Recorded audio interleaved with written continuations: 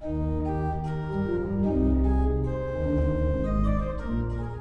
my name's Anna Lapwood and I'm the Director of Music at Pembroke College in Cambridge. Now, the organ trial system is going to be slightly different this year, and it can be a little bit daunting putting together a video of yourself playing, so we thought that we would put together this video to help guide you through the process.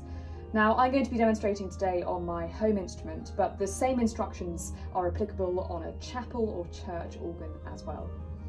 The first thing to think about is what device you're going to use. Now, most smartphones nowadays actually record very high quality video and audio. If you're using a smartphone, it's worth using the rear camera as opposed to the selfie camera. You could also choose to record on a computer webcam or a digital camera. In that case, you would probably need to record separate audio through a microphone and then synchronize the two together.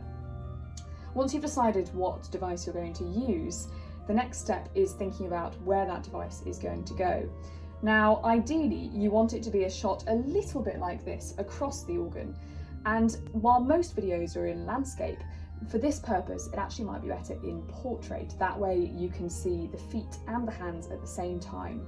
The key here is that we can really see you playing. So in a way, it's more important that we can see your hands and your feet than we can see your face.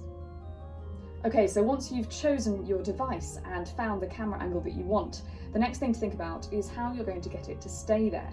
If you have a tripod, then fantastic. If not, it's a case of trying to fashion a tripod. I often end up using a pile of books and a cupboard, which form a very good substitute. I think the key thing I would say here is that it's much better to be independent than to have someone standing over you holding a phone or a recording device, as it can tend to put you off. If a pile of books doesn't work, then you could also try a music stand or even using your laptop as a stand for a phone.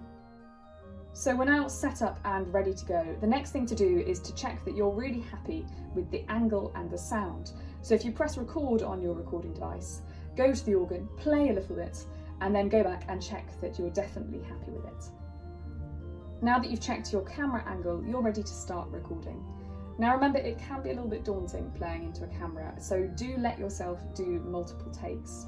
What can be really helpful is before you start playing, say take 1 or take 2, and that helps you keep track of which take number you then want to use eventually. If you are using separate devices to record your audio and your video, then remember it can be really helpful to do a sync clap. Just clap before you play, and that can help you synchronize the files when it comes to editing later on. So there you go, hopefully that's given you a little bit of a helping hand as you start to prepare your submission for the organ trials this year. Do remember that if you have any further questions, then don't hesitate to get in touch with the organ trial coordinator. You can find their contact details on the website. In the meantime, on behalf of all of us here, best of luck for your organ trials.